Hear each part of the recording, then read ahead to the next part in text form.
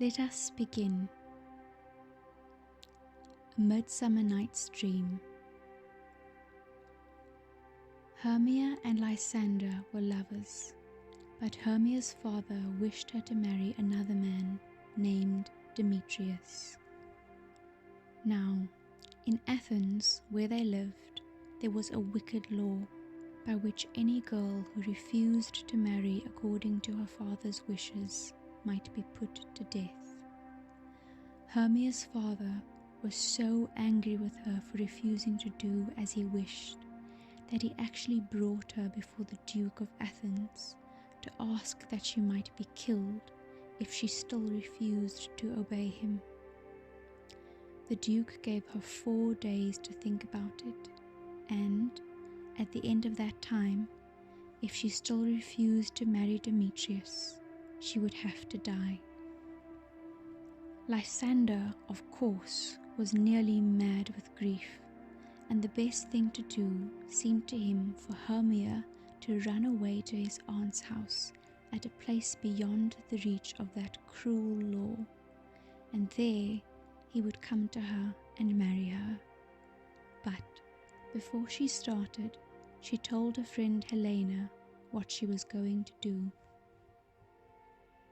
Helena had been Demetrius' sweetheart long before his marriage with Hermia had been thought of, and being very silly like all jealous people, she could not see that it was not poor Hermia's fault that Demetrius wished to marry her instead of his own lady, Helena. She knew that if she told Demetrius that Hermia was going, as she was, to the wood outside Athens, he would follow her. And I can follow him, and at least I shall see him, she said to herself. So she went to him and betrayed her friend's secret.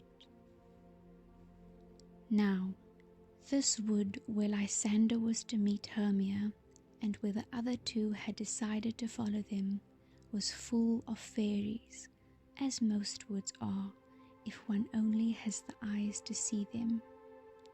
And in this wood, on this night, were the king and queen of the fairies, Oberon and Titania. Now, fairies are very wise people, but now and then they can be quite as foolish as mortal folk. Oberon and Titania, who might have been as happy as the days were long, had thrown away all their joy in a foolish quarrel. They never met without saying disagreeable things to each other, and scolded each other so dreadfully that all their little fairy followers, for fear, would creep into acorn cups and hide there. So, instead of keeping one happy court and dancing all night through in the moonlight as his fairies used, the king with his attendants wandered through one part of the wood, while the queen with hers kept state in another. And the cause of all this trouble was a little boy whom Titania had taken to be one of her followers. Oberon wanted the child to follow him and be one of his fairy knights, but the queen would not give him up. On this night, in a mossy moonlit glade, the king and queen of the fairies met. "Ill met by moonlight, proud Titania," said the king. "What? Jealous, Oberon?" answered the queen. "You spoil everything with your quarrelling.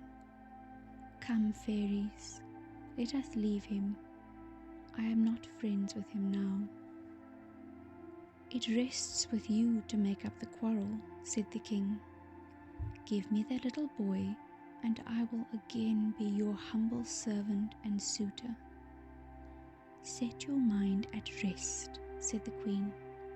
"Your whole fairy kingdom buys not that boy from me. Come, fairies." And she and her train rode off down the moonbeams. "Well, go your ways," said Oberon, "but I'll be even with you before you leave this wood." Then Oberon called his favourite fairy Puck. Puck was the spirit of mischief.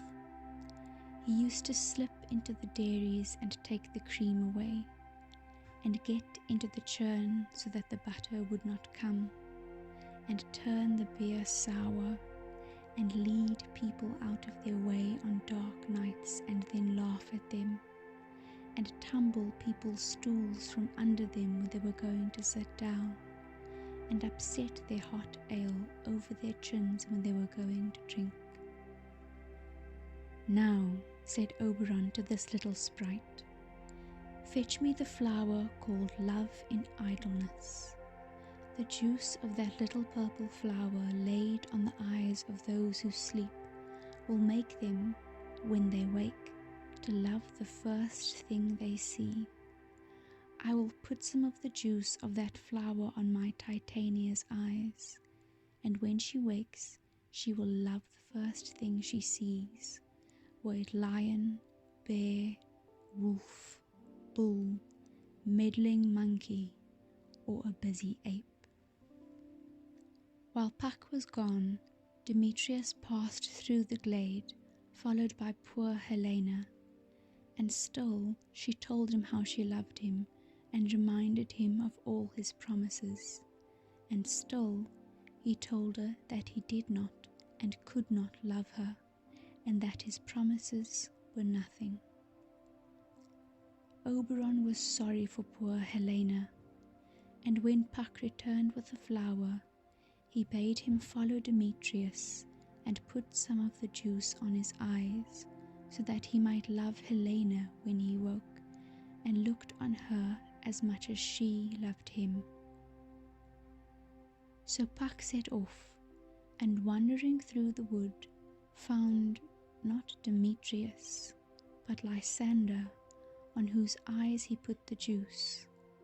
But when Lysander woke, he saw not his own Hermia, but Helena, who was walking through the wood looking for the cruel Demetrius. And directly he saw her, he loved her, and he left his own lady under the spell of the purple flower. When Hermia woke, she found Lysander gone, and wandered about the wood trying to find him. Puck went back and told Oberon what he had done, and Oberon soon found that he had made a mistake, and set about looking for Demetrius, and, having found him, put some of the juice on his eyes, and the first thing Demetrius saw when he woke was also Helena. So now Demetrius and Lysander were both following her through the wood, and it was Hermia's turn to follow her lover, as Helena had done before. The end of it was that Helena and Hermia began to quarrel, and Demetrius and Lysander went off to fight. Oberon was very sorry to see his kind scheme to help these lovers turn out so badly. So he said to Puck, "These two young men are going to fight. You must overhang the night with drooping fog, and lead them so astray that no one will ever find the other. When they are tired out, they will fall asleep. Then drop this other herb on Lysander's eyes. That will give him his old sight and his old love. Then each man will have the lady who loves him, and they will all think that this has been only a midsummer night's dream. Then when this is done, all will be well with him." So Puck went and did as he was told, and when the two had fallen asleep without meeting each other, Puck poured the juice on Lysander's eyes and said, "When thou wakest, thou takest true delight in the sight of thy former lady's eye. Jack shall have Jill, naught shall go ill." Meanwhile, Oberon found Titania asleep on a bank where grew wild thyme, oxlips and violets. There, Titania always slept a part of the night, wrapped in the enamelled skin of a snake. Oberon stooped over her and laid the juice on her eyes, saying, "What thou seest when thou wake, do it for thy true love take." Now, it happened that when Titania woke, the first thing she saw was a stupid clown, one of a party of players who had come out into the wood to rehearse their play. This clown had met with Puck, who had clapped a donkey's head on his shoulders so that it looked as if it grew there. Directly Titania woke and saw this dreadful monster, she said, "What angel is this? Are you as wise as you are beautiful?" "If I am wise enough to find my way out of this wood, that's enough for me," said the foolish clown. "Do not desire to go out of the wood," said Titania. The spell of the love juice was on her, and to her the clown seemed the most beautiful and delightful creature on all the earth. "I love you," she went on. "Come with me and I will give you fairies to attend on you."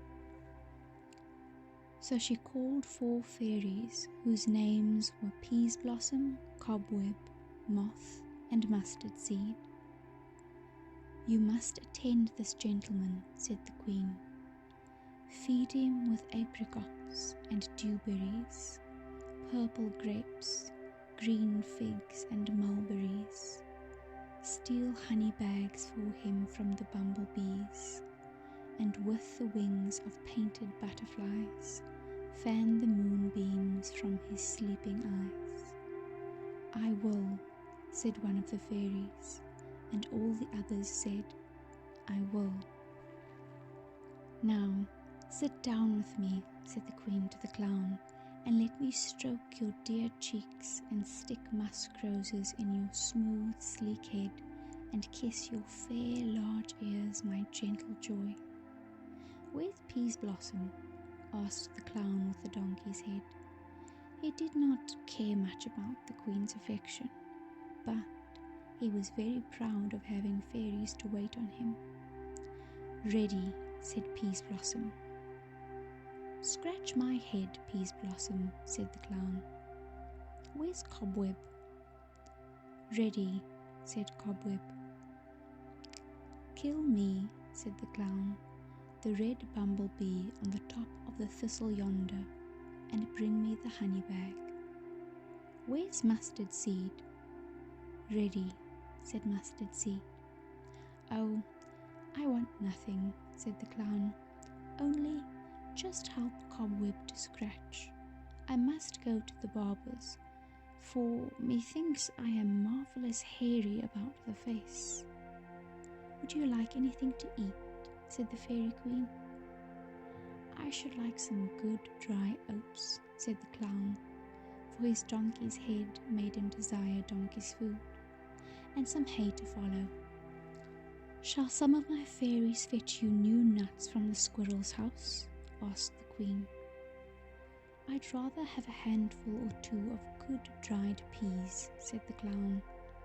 "But please, don't let any of your people disturb me. I am going to sleep." "Then," said the queen, "and I will wind thee in my arms." And so, when Oberon came along, he found his beautiful queen lavishing kisses and endearments on a clown with a donkey's head. And before he released her from the enchantment, he persuaded her to give him the little boy he so much desired to have as a fairy knight. Then he took pity on her and threw some juice of the disenchanting flower on her pretty eyes. And then in that moment she saw plainly the donkey-headed clown she had been loving, and knew how foolish she had been. Oberon took off the donkey's head from the clown, and left him to finish his sleep with his own silly head lying on thyme and violets. thus all was made plain and straight again. Oberon and Titania loved each other more than ever. Demetrius thought of no one but Helena, and Helena had never thought of anyone but Demetrius. As for Hermia and Lysander, they were as loving a couple as you could meet in a day's march, even through a fairy wood. So, the 4 mortal lovers went back to Athens and were married, and the fairy king and queen live happily together in that very wood at this very day. And that is that.